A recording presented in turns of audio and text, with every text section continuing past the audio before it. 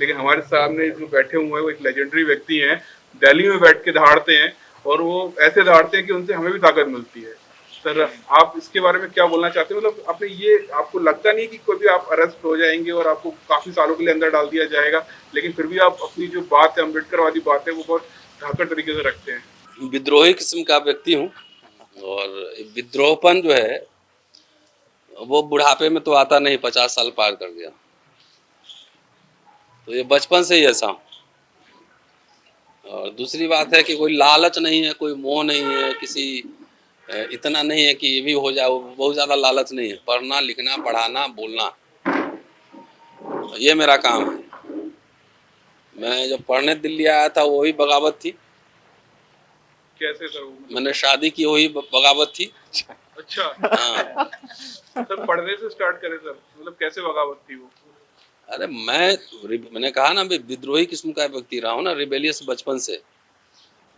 तो मैं बिहार का रहने वाला हूँ ना, तो वहाँ पे थोड़ा सिस्टम वगैरह लेट चल रहा था, तो मैंने कहा कि मैं दिल्ली जाऊँगा पढ़ने। तो पिताजी मेरे पढ़ाना चाहते थे, लेकिन समझते थे कि इतना बगावती अभी से ये दिल्ली जाके पता नहीं क्या करेगा, कोई देखने वाला नहीं होगा, कुछ नहीं होगा। तो 1 साल उन्होंने आने नहीं दी। दूसरे साल में चुपचाप अपना पर्ची उठाया, सर्टिफिकेट बगैर बताए हुए चल दिया और आके यहाँ पे रहा। मेरे गांव के लोग वहाँ कसीदा का काम करते थे, एक रूम में कसीदा ही लगता था, सोते भी थे। तो वहीं पे उन्होंने रखा, मुझे खाना खिलाया, फिर एडमिशन लिया वहीं पे। और उन सबों को, जो साथी ने उस समय, मेरे गांव के लोगों ने जो भी मदद की मेरे जीवन में आगे बढ़ने में, जो भी सहयोग हुआ, उन सब का नाम मैंने अपनी किताब Kashi Prasad Jayaswal the making of a nationalist historian, सबका नाम मैंने दर्ज किया, शुक्रिया दी। और इसके साथ साथ जो मेरे शत्रु थे, क्रिटिक थे, उनको भी मैंने शुक्रिया दी। अच्छा, ऐसा कोई करता भी हाँ, है? मैंने किया ना, मेरे सुपरवाइजर हंसने लगे।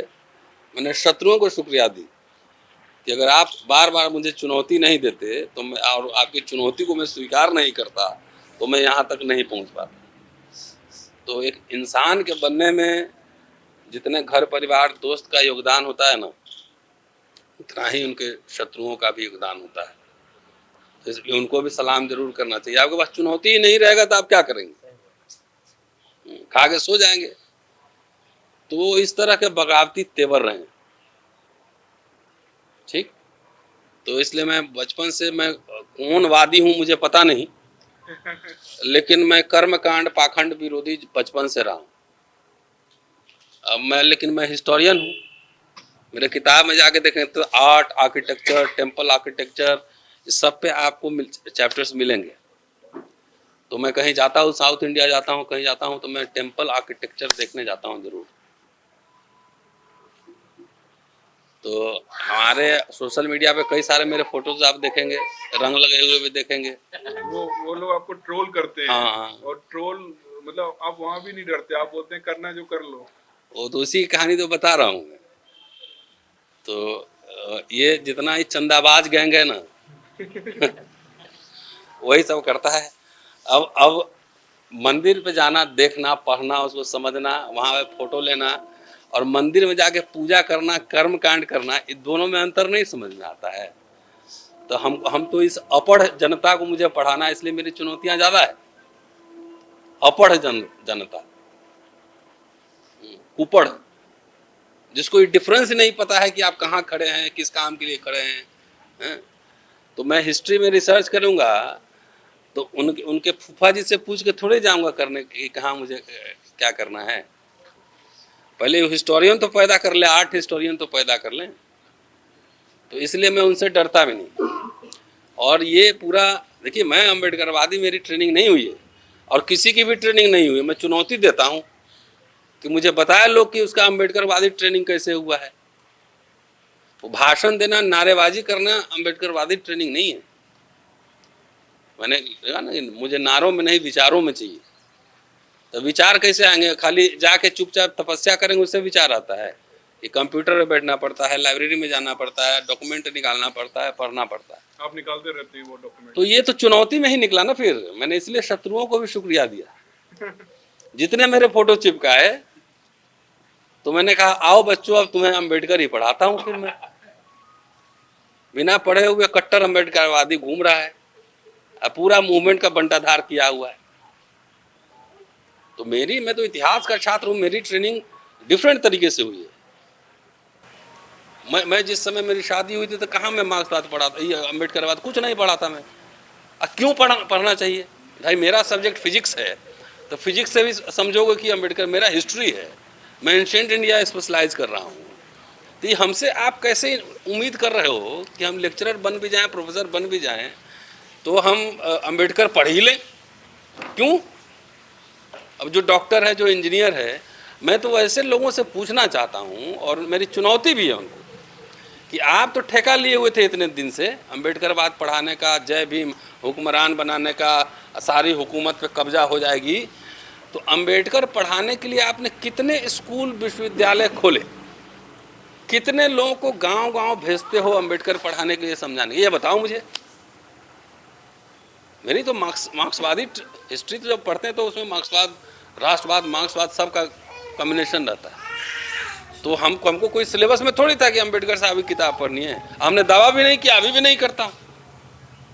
लेकिन जो कट्टर बने फिर रहे हैं, एकदम पूरा बाबा साहब के नाम पर ये कर दूंगा, एकदम भाषण देते देते एकदम इतना इमोशनल हो जाते हैं, जैसे गाल एकदम, चेहरा मेरे जैसा अगर काला पीला हो तो भाषण देते तो लाल हो जाता है, ऐसे फूल जाता है। सर आपका चेहरा भी गोरा है, काला पीला तो नहीं है सर। ऐसे लाल हो जाता है, लगेगा कि आंख से आंसू टपक रहे हैं।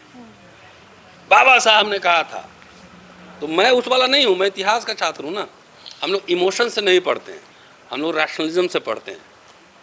तो इसी चुनौती में तो अम्बेडकर पढ़ना शुरू हो गया। कई हजार पेज पढ़ के लोगों को सुना दी मैंने, कम से कम 3 करोड़ लोग सुन ही चुका होगा अब तक। मेरा तो बहुत ही मतलब हम नाइव से आदमी है, मैं तो कोई जर्नलिस्ट हूँ नहीं। तो चुनौतियों को स्वयं, मैं तो भावी पीढ़ी को कहता हूँ कि your parent is not always right. आपके माता पिता हर समय सही होंगे, कोई जरूरी नहीं। ठीक है कि मेरे सपना पूरा करना है। मैं बच्चों को कह रहा हूँ, तुम प्रधानमंत्री बनने का सपना देखो, तुम 5,000 करोड़ का एम्पायर एस्टेब्लिश करो। और बच्चा में काबिलियत है, कर भी सकता है, लेकिन सपना दिखाता है इतना, नाखून के नीचे रख के दिखाता है, बोलो कि नाखून ही पूरी दुनिया है। One should be dreamer. और आप यहाँ के शासक हुक्मरान ऐसे नहीं बनेंगे। और आपके माध्यम से वो सबको चेतावनी भी दे रहा हूँ। लोग मुझे कहते हैं, मैं आज कह देता हूँ आपको, लोग मुझे कहते हैं कि आप इतना भाषण देते हैं, आप संगठन क्यों नहीं बना लेते हैं? हमने अच्छा है, तुम लोग अच्छा पढ़े हो बाबा साहब को। संगठित होकर नारा है ना, 3 वर्ड जो चलता है। हाँ जी। तो खाली नारों में रखो ना। बाबा साहब ने कहा था हुक्मरान बनना है, कहाँ कहा था पता है? सितंबर 1944 में कहा था, चेन्नई में। लेकिन 10 पेज के भाषण में सिर्फ 2 ही पैराग्राफ है, छोटे छोटे। और उसके बाद उन्होंने कहा था कि come under one leadership, one flag, one party. तो बाबा साहब के चेलों, कट्टर चेलों, जात जात के पार्टी बनाए क्यों घूम रहे हो? Why you are not coming under one flag? उसके लिए आप, मैं जिम्मेदार हूं, नहीं ना? उसी संगठन के वही महत्वाकांक्षी, वही स्वार्थी, लालची लोग वही जिम्मेदार होंगे ना। 50 वोट आता नहीं, हुक्मरान बनने का सपना दिखा रहा है पूरे दुनिया को। तो मुझे कई लोग कहते हैं, एक जगह भाषण दे रहा था कि आप संगठन, अभी तुम लोगों को चांस दे रहा हूं, अभी 10 साल टाइम दे रहा हूं, अभी मुझे कोई हड़बड़ी नहीं है। बनाएंगे फिर? नहीं, पहले तुम अपना टेस्टिंग पास करा के दिखाओ। 10 साल में तुम ही जितने संगठन बनाए हो, तुम ही लोग एक मंच पे आ जाओ, लार्जली इकट्ठा हो जाओ।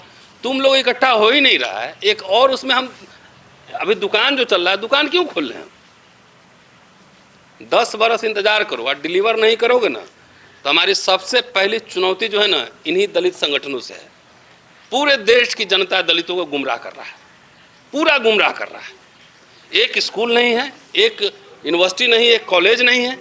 और जितना बाबा साहब ने बनाया था people's education society, Siddharth college, Ambedkar college, वो कहाँ चला गया? तो सबसे पहले अभी छोड़ो, उनको से जिनसे लड़ना हो तो लड़ ही रहे हैं।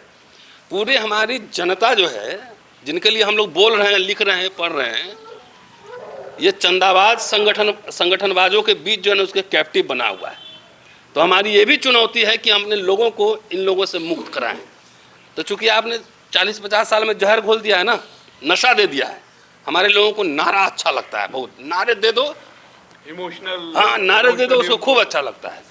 तो 40 साल 30 साल से जो पिला रहे हो, सारे 70 साल में एक जो बड़ा दलित मिडिल क्लास तैयार हुआ था, सारे नौकरियां जा रही हैं, सारे प्राइवेटाइज हो रहे हैं, लेकिन तुमको नशा चढ़ा हुआ ना हुक्मरान बनने का।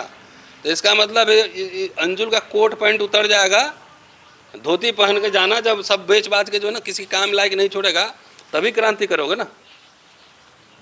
क्या चाहता है ये संगठनवाद, धंधावाद, चंदावाद, सब सारे बिक रहे हैं। एजुकेशन में जानता हूँ क्या समस्या आ रही वहाँ, उस पर नहीं बोलेंगे, अमूर्त इशू पे बोले जा रहे हैं, अमूर्त हवा में लड़ाई लड़ रहे हैं। तो मुझे कहते हैं, मैंने कहा 10 साल इंतजार कर लो, ठीक कर लो, और जिस दिन मैं बनाऊंगा ना संगठन पार्टी, उस दिन तुम ही लोग को, पहले बोलते हैं ना हेंगाना कहते हैं बिहार में, खेती जब करते हैं पहले तुम ही लोग सेट होगा। अभी हमको नए नौजवानों बच्चों को एड्रेस कर रहा हूँ, जो पका पका जो हो गया ना, हमारा मिशन कौन लोग चला रहा है, बड़ी अदब के साथ कह रहा हूँ। जब सब कौन रिटायर्ड हो जाता है तब आता है मिशन चलाने, अब हम मिशन चलाएंगे। तो नौकरी करते वक्त तो पढ़े नहीं कुछ भी, तो मिशन बगैर पढ़े हुए चलता है। अरे सिलेबस 1932 से आगे बढ़ाओ। अभी तो मैं नौजवानों को एड्रेस कर रहा हूँ, जो 20 साल का है, 25 साल का है, 30 साल का है। लीडरशिप तैयार करना होता है ना। एक ही आदमी 40 साल पार्टी चला रहा है, कोई 40 साल संगठन चला रहा है, एक स्कूल नहीं खोल रहा है, कह रहा है कि करोड़ों चंदा है। मैं बाबा साहब की जन्मभूमि पे बैठा हूँ, ऑन रिकॉर्ड वीडियो रखिएगा। ऐसा नहीं कि संगठन से मैं कोई भाग रहा हूँ। और आपका यूट्यूब चल रहा है, वो संगठन नहीं है। रोज 50,000 लोग सुन रहे हैं, वो संगठन नहीं है। तो आप बगैर चंदा मांगे हुए आप जो जितने यूट्यूबर भाई आए हैं, इन पे आपने जो है विश्वास जताया है कि बाबा साहब के विचार प्रचार करेंगे। इसका मतलब है ना कि बड़े बड़े ठेकेदार सब हैं, उससे आप नाखुश हैं। आप जाके कहीं कूपन कटवाते हैं कि तथागत लाइव का कूपन है और कूपन ले लो, और 40% कमीशन तुम रख लेना, 60% है कूपन? नहीं सर, ऐसा नहीं है। तो ये कूपनबाज सबको भी यही बाबा साहब की जन्मभूमि पे बैठ के कह रहा हूँ। और मैं कहाँ से आया हूँ जानते हैं ना, लिखवी रिपब्लिक मेरा घर है। तो कह दिया तो कह दिया, समझ गए। तो ये है कि देखिए हमारे लोगों को गुमराह किया हुआ है, किसी में कोई विजन नहीं डाल रहा है। भाई इसको सीए भी बनना है, किसी को बिजनेस भी करना है, किसी को वकील भी बनना है, किसी को इंजीनियर भी बनना है, किसी को फिल्म स्टार बनना है। सर कोरोना पीरियड में आपने ना यूट्यूब चैनल खोल दिया, जो आज पूरे इंटरनेशनल लेवल पर है ना पहुंच चुका है। रवीश कुमार आपकी पोस्ट शेयर करते हैं, ध्रुव राठी आपके ऊपर वीडियो बनाते हैं। आगे आप क्या करने वाले हो, मतलब कुछ बड़ा कुछ प्लान किया है क्या आपने? जिस स्पीड से आप भाग रहे हो, तो नहीं क्या करने वाले हैं, कुछ प्लान है आपका? अरे कोई स्पीड नहीं है। देखो मैं मूडी आदमी हूँ, एक बार जब मूड में चढ़ गया तो मैं किसी से न पीछे हटता हूँ न कुछ करता हूँ, ठीक है। तो मैं आप इतना मुझे सुनते होंगे, मैं आक्रोश में ज़रूर बोलता हूँ, लेकिन कभी मैंने अमर्यादित भाषा का इस्तेमाल किसी भी अपने बातचीत में नहीं किया है। कुछ नहीं करने वाला हूँ, एक रिसर्चर हूँ, आर्टिकल लिखता हूँ, किताबें लिखता हूँ। उस अम्बेडकरनामा को मैंने नहीं बनाया था, मुझे आता भी नहीं है कुछ भी। छोटा सा एक वीवो का मोबाइल फ़ोन था, लॉकडाउन में बेटा बोला कि यूट्यूब बना देता हूँ, इसी पे भाषण देते रहो। क्योंकि बोलने की आदत है तो मैं बोलने लगा, तो देखे 2-4 हज़ार लोग रोज़ देखना शुरू कर दिया। बढ़िया है। बाद में किसी ने कहा इस पे पैसे भी मिलते हैं, बढ़िया। तो पता लगा कि 7 दिन में ही जो है 1000 से ज़्यादा सब्सक्रिप्शन हो गया। और तुमको तो फ़ोन भी तो किए थे। हाँ, याद है सर मुझे। और उसमें 4000 कितना व्यूज़ भी हो गए, सब कुछ हो गए। अरे बढ़िया है, बोलते रहो। वहाँ से शुरू हुआ था, धीरे धीरे एक एक चीज़। कुछ दोस्तों ने भी मदद की है हमारी, जैसे बढ़िया मोबाइल होना चाहिए, कंप्यूटर होना चाहिए। तो अब धीरे धीरे जो है ना उसको विस्तार कराना। तो 3 साल लगता। जो एक दिन का काम होता है, एक दिन में क्या इंफ्रास्ट्रक्चर चाहिए? अच्छा, कंप्यूटर चाहिए, मोबाइल चाहिए, कैमरा चाहिए, यही चाहिए ना, इतना बेसिक। इसमें 2-4 लाख रुपया खर्च होता है। तो 3 साल मुझे क्यों लगे? धीरे धीरे उसको बिल्डअप किया। अब तो थोड़ा ठीक ठाक ढंग से लग रहा होगा पहले के मुकाबले, अब कैमरा भी है। तो धीरे धीरे इसको डेवलप किया और इसलिए चुनौती मैंने स्वीकार की कि भाई अब आ जाओ कट्टर अम्बेडकरवादियों बनाम बाबा साहब का बिगड़ा चेला, तुम्हारे कट्टरता को अभी मैं ठीक करता हूँ इंजेक्शन दे दे के। तो कितने सारे वॉल्यूम्स पढ़ के सुना दिए लोगों को, ठीक है। और एक बात और है ना, हर इंस्टीट्यूशन, ये भी एक इंस्टीट्यूशन है। हमारे लोग संगठन का मतलब समझते हैं ना, president, vice president, general secretary, treasurer, coupon, चंदा, ये वो यही समझते हैं। आप लोग का जो ऑर्गेनाइजेशन है, जो यूट्यूब, वो भी तो एक ऑर्गेनाइजेशन ही है ना। ये नहीं पूछा कि उसी ऑर्गेनाइजेशन का इस्तेमाल करके एक साल में 3 बच्चे पढ़ा दिए, 40 लाख रुपए दे दिए फीस, 45 लाख रुपए। क्या बात है, बहुत बढ़िया। वही भोजन माता सुनीता देवी को करीब 2-2.5 लाख रुपए भेजे, जिसके हाथ से बच्चे नहीं खा रहे थे। तो ये नहीं दिखता है। मैंने कभी किसी से मांगा हो, कोई बोल दे मुझे, बच्चों को मदद करता हूँ, काबिल बच्चा हो जिसमें लगे कि पोटेंशियल है, तो सबको नहीं कर सकता ना। एक एग्जाम्पल दिया था कि भाई ऐसे भी हो सकता है, एक इंस्टीट्यूशन का इस्तेमाल ऐसे भी हो सकता है। काबिल बच्चा हो जिसमें थोड़ा विजन हो, थोड़ा दूर का सोच रहा हो कि 10 साल बाद मुझे करियर सेटअप करना है, तो वैसे लोगों के लिए तो फ्री ऑफ कॉस्ट मैंने उसके अकाउंट नंबर सीधा दे दिया, इसी में डाल दो पैसा भाई। यही काम अगर ये सब करता रहता सब कुछ मिलके, तो 1-2-4 हज़ार बच्चे पढ़ा लिए रहते बड़े बड़े। तो आओगे भाई डिस्पेंसरी में से नौकरी करके और पूरे देश के राष्ट्रीय नेता बन के सबको गलत सलत इतिहास पढ़ाते रहो। हिस्ट्री के लिए प्रोफेशनल हिस्टोरियन चाहिए, पॉलिटिकल साइंस के लिए प्रोफेशनल पॉलिटिकल साइंटिस्ट चाहिए, इकोनॉमिक्स के लिए इकोनॉमिक्स पे मैं नहीं बोल सकता। मैं थोरट साहब से बात करता हूँ, सुखदेव थोरट साहब से। तो यहाँ एक ही आदमी इतिहासकार भी है, अर्थशास्त्री भी है, पॉलिटिकल साइंटिस्ट भी है, अब पूरा गुमराह किए हुए। इसलिए अभी एंटीडोट दूंगा। और कांशी राम जी ने कहा था एक बात, आप सबको ये सब जानना चाहिए। उनसे एक इंटरव्यू में पूछा गया था कि आपके सबसे पहले शत्रु कौन है, और मैं इंटरव्यूअर का नाम भी बता दूंगा। तो उन्होंने कहा कि वामपंथी लोग हैं।